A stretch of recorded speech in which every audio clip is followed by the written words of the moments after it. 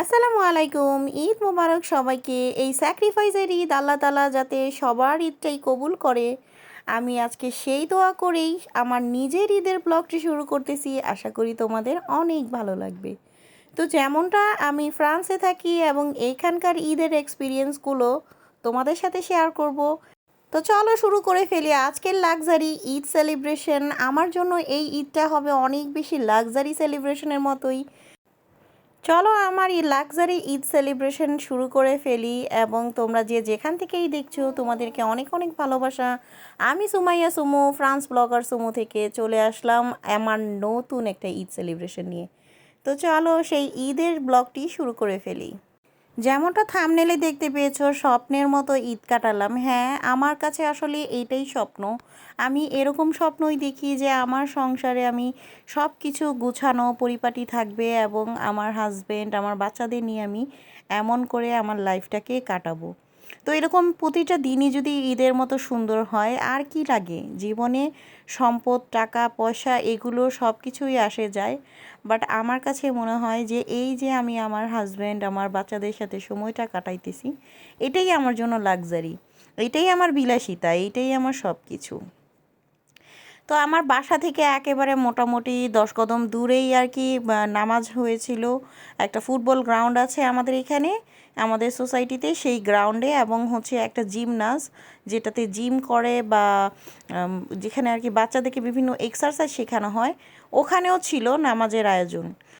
আমি বাচ্চাদেরকে নিয়ে বাসায় ছিলাম, আমি আসলে যাই নাই। আর নামাজের মধ্যে আমার হাজবেন্ডই সকালে গিয়েছে। তো মোটামুটি এইখানে অনেক মানুষ হয়, মুসলিম অনেক বেশি আমাদের সোসাইটিতে আলহামদুলিল্লাহ। এবং মনে হয় যে হ্যাঁ, ঈদ কাটাচ্ছি, ঈদের মতোই লাগে। মানে ব্যতিক্রম লাগে না, বাংলাদেশ থেকে আলাদা মনে হয় না যে ইউরোপে থাকি তাই বলে যে কোনো ঈদের সময় ডাক খোঁজি পাওয়া যাবে না, ওরকম না। আমাদের এখানে ঈদটা আমরা খুব সুন্দর করেই কাটাই আলহামদুলিল্লাহ, আল্লাহর কাছে অনেক অনেক শুক্রিয়া।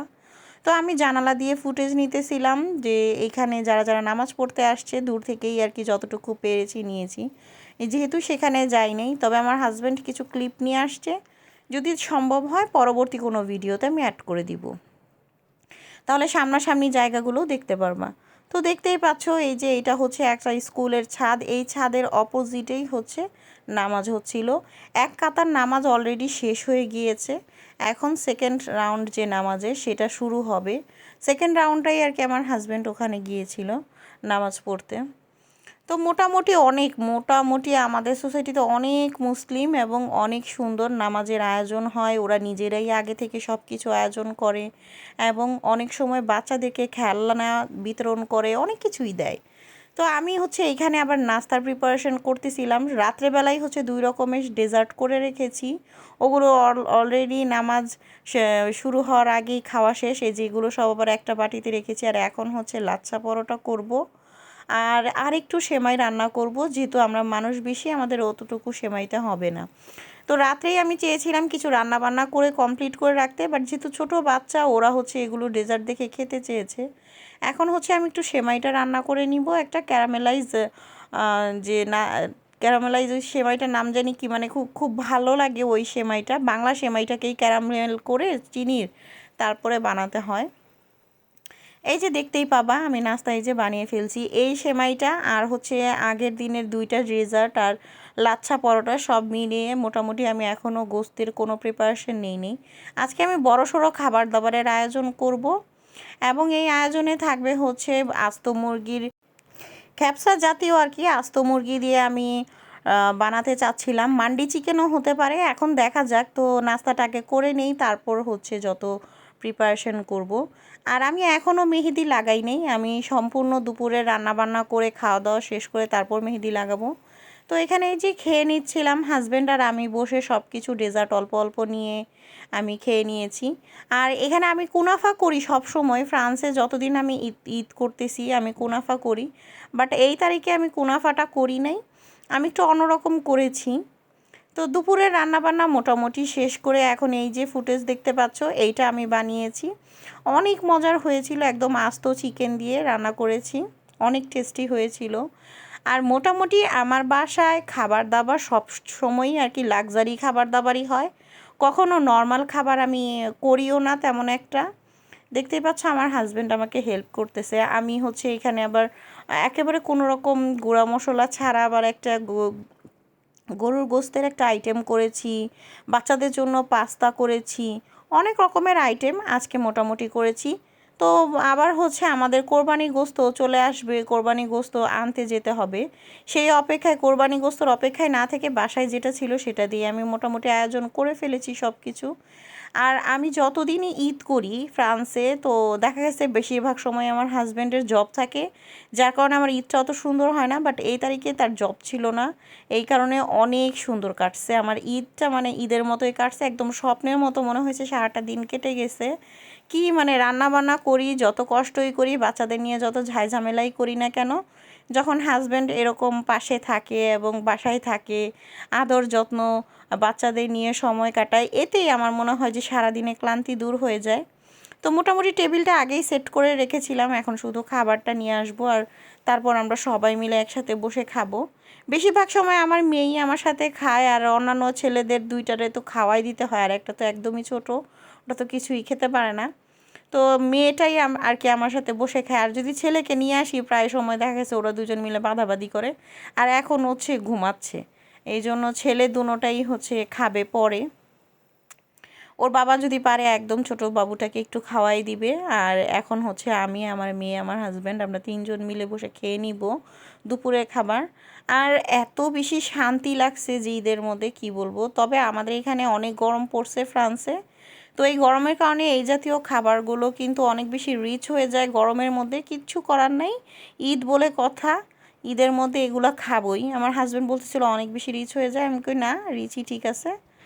তো মোটামুটি আমার মানে এত ভালো হয়েছিল এই খাবারটা, মান্ডি চিকেন বলো বা খ্যাপসা বা আফগানি, যে কোনো একই, ঘুরাই ফিরে একই, বাট এত বেশি টেস্ট হয়েছে, ইম্পসিবল টু সে। মানে মনে হইতেছিল যে একদম অন্য মানুষের হাতের রান্না। আর বরাবরই আমি নিজেকে অনেক ভালোবাসি, নিজের রান্না পছন্দ, নিজের প্রতিটা কাজই আমার পছন্দ। আমার নিজের কাজ আমার নিজের খুব ভালো লাগে, আমি নিজের নিজের প্রতিটা জিনিস অনেক বেশি লাইক করি। আমার হাতের রান্না আমার অনেক বেশি ভালো লাগে, আমার হাতের প্রতিটা কাজ আমার কাছে খুব ফেভারেট। এমন না যে, না অনেকে আছে না বলে যে না আমার কাছে অমুকের রান্না ভালো লাগে, অমুকের জিনিস ভালো লাগে, না, আমার নিজের রান্নাই আমার কাছে মনে হয় বেস্ট। এবং আমি নিজের প্রশংসাই নিজে করতেছি, আলহামদুলিল্লাহ আমার হাতের রান্না আমার নিজের খুব ভালো লাগে। আর এখানে একজন তো আছে অলরেডি, আমার হাজব্যান্ড, সে তারও আমার হাতের রান্না অনেক বেশি পছন্দ, বাচ্চাদেরও পছন্দ। তো মোটামুটি আমার মনে হয় যে হ্যাঁ, সাকসেস আর কি, যতটুকুই করি চেষ্টা করি সুন্দর করে করার, এবং ভালো হয়, প্রতিটা জিনিসই ভালো হয়। তো এই তো রান্নাবান্না করে এখন হচ্ছে বসে সব আগে সার্ভ করে নিব। আর প্রচুর গরম, গরমে মেয়েকে একটু জুস দিয়ে দিয়েছি, বললাম যে জুস দিয়ে তুমি সিপ সিপ করে খাও, জুসের লোভে আর কি খেয়ে নিবে, এই জন্য। এখন হচ্ছে আমি আমারটা নিচ্ছি, আমারটা নিয়ে সুন্দর করে এখন তোমাদেরকে খেয়ে দেখাবো আসলে কেমন হয়েছে। আমারটা এগুলোর গ্রানে মনে হইতেছিল যে খুদ অলরেডি মানে অলমোস্ট অর্ধেকই গায়েব হয়ে গেছে। আর আমি হচ্ছে বিফ রান্না করতেছিলাম আর তুলে তুলে বাটিতে দিতেছিলাম, এক একজনরে দিতেছিলাম যে নাও আস্তা বিফ খাও। তো তখন আমিও দু এক পিস বিফ খাওয়াতে একদম ক্ষুধা মানে হয়ে গেছে। বাট চিকেন আমার অনেক বেশি ফেভারেট দেখে আমি চিকেন খাচ্ছিলাম। হাজব্যান্ড আর আমি দুজন হচ্ছে রানের অংশ একদম আস্তাটা নিয়েছি। আর এখানে যে ছোট বাবুটাকে হচ্ছে এখানে একটু মুরগির মাংস আর কি ছিঁড়ে ছিঁড়ে দিচ্ছিলাম। এত ভালো হয়েছে আপুরা, কি বলবো, মানে খাবারের মনে হয় যে রুচি বেড়ে গেছে আরও, এই টেস্ট এত সুন্দর হয়েছে। তো দুপুরবেলা বসে খাওয়া দাওয়া শেষে হচ্ছে একটু মেহেদি লাগিয়ে নিয়েছি। আমার হাজব্যান্ড খুব বেশি পছন্দ করে আমি হাতে মেহেদি লাগালে এবং মানে গুজগাছ করে থাকলে নিজেকে, বাট এটা পসিবল হয় না, ছোট ছোট চারটা বাচ্চা আমার, আমি করতে পারি না। বাট মেয়েকে নিয়ে লাগানোর সময় তখন একটু লাগিয়েছিলাম, বাংলাদেশ থেকে প্রায় 2 বছর আগে আনা মেহেদি, এটা ফ্রিজে রেখে দিয়েছিলাম এবং আমার আম্মু দিয়ে দিয়েছিল। একটা সময় এমন ছিল যে সপ্তাহে সপ্তাহে মেহেদি লাগাতাম, এখন আর লাগাতে পারি না। তো বাচ্চারাও খুব বেশি পছন্দ করে যখন আমি একটু রেডি হই, গোছগাছ করি বা নিজেকে একটু পরিপাটি করি, বাচ্চাদেরও খুব ভালো লাগে। আর এখানে হচ্ছে অলরেডি ছেলেরা হাতে মেহেদি লাগানোর পরে ও হাতের মেহেদি নিজের হাত নিজেই নষ্ট করে ফেলে এখন কান্না করতেছে।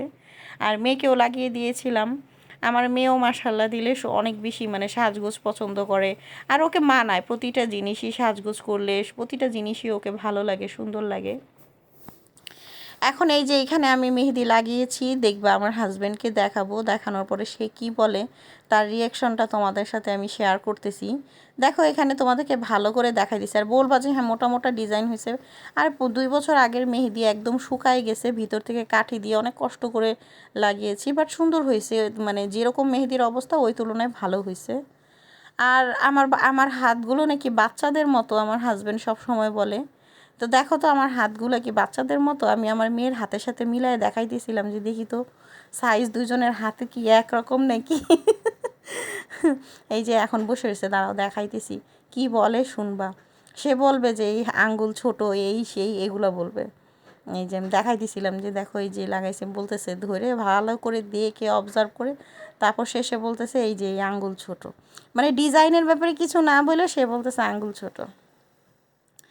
তো অনেক সুন্দর হয়েছিল, মানে ডিজাইনটা খুব ভালো হয়েছে, ভালোও লাগছে, এবং কালারটা ভালো হয়নি, মানে লাস্টে তোমাদেরকে কালারও দেখাই দিব কেমন হয়েছে। ওই যে বলতেছে যে এটা ছোট, তা বাচ্চাদের মতো নাকি আমার হাত। আমিও বললাম যে হ্যাঁ এই দুইটা আঙ্গুল আমার বাচ্চাদের মতো, লাস্টের দুইটা, বাট সামনেরগুলো ঠিক আছে। তো আমার আর সহ্য হয় নাই, আমার মনে হয়েছিল কতক্ষণে হাত ধুবো, ধুয়ে ফেলছি, ধোয়ার পরে এই যে কালার আসছে। এখানে দুইটা মেহেদি, একটা হচ্ছে ফ্রান্সের, এই যে বড় ফুলটা এটা হচ্ছে ফ্রান্সের, আর একটা হচ্ছে মাঝখানেরটা হচ্ছে ইসের বাংলাদেশের। দুইটা দুই রকম কালার হয়েছে। তো আমরা আবার বিকালে আবার বের হয়ে গেছি, আমাদেরকে কোরবানি যে আমরা দিয়েছি সেখানে আমাদেরকে ফোন করছে যাওয়ার জন্য। তো সবাই মিলেই আমরা যাচ্ছি, যেহেতু কোরবানির গোশত বলে কথা। তো সবাই মিলে যেতে যেতে মোটামুটি এখন তো ফ্রান্সে অনেক দেরিতে সূর্য ডুবে, প্রায় 10টার সময়, না 10টা না 9টার কাছাকাছি সূর্য ডুবে, সন্ধ্যা হতে হতে একদম 9টা। তো 8টার সময় আমরা বের হয়েছি, আমার হাজব্যান্ড গিয়েছে ওই দোকানে। এখন যেহেতু 8:30টার সময় বন্ধ করে দেওয়ার নিয়ম, এই কারণে অর্ধেক শাটার বন্ধ করে রাখছে, বাট বাঙালি দোকান ছিল এটা, এখানে কোরবানি দিছি আমরা। এখন এইখানে হচ্ছে মানে প্রথমে আমাদেরকে ফোন করে নেই, বাট পরে হচ্ছে আমার হাজব্যান্ডই আর কি খোঁজ নিছে, নেওয়ার পরে আর কি বললো যে ঠিক আছে আইসে নিয়ে যান, মানে ওরা মনে হয় পরের দিন দিতে চাইছে। তো দোকানদার ভাই যখন জানতে পারছে আমরা গাড়িতে বসে আছি, সে আবার এক এক বক্স মিষ্টি পাঠিয়ে দিয়েছে হাজব্যান্ডে, দিয়ে বলছে যে নিয়ে যান ভাবির জন্য, বাচ্চাদের জন্য। আমরা গাড়িতে বসেছিলাম দেখে এই জন্য এই মিষ্টিগুলো পাঠিয়ে দিয়েছে। অনেক মজা ছিল সন্দেশগুলো, একটা সন্দেশ ফার্স্টেই হাজব্যান্ডকে টেস্ট করাবো, আর পরে হচ্ছে আমরা সবাই খাবো। আর সারাদিন এত বেশি মিষ্টি খেয়ে তারপর পরে মানে শুধু এগুলো বাংলাদেশি মিষ্টি বলেই মনে হয়েছে যে খাই, না হলে খেতাম না। একদম মানে অতিরিক্ত মিষ্টি খাওয়া হয়েছে সারাদিন, সেমাই, বিভিন্ন রকমের কুনাফা, আইসক্রিম, ড্রিঙ্কস খেয়েছি। তো ঈদের দিনের ব্লগটা আজকে কিন্তু এ পর্যন্তই থাকবে। আর নেক্সট ব্লগে কি কি থাকবে, আমি কোরবানি দিলাম, কত টাকা খরচ হইলো এবং কতটুকু গোস্ত আমি পেয়েছি এবং কিভাবে কি করলাম, সেই সম্পূর্ণ ব্লগ নেক্সটে তোমাদের সাথে শেয়ার করব। আশা করব তোমরা আমার নেক্সট ব্লগটার জন্য অবশ্যই অপেক্ষা করবা। সবাই ভালো থাকো, সুস্থ থাকো, চা চা বাই, দেখা হবে অন্য কোনো ব্লগে।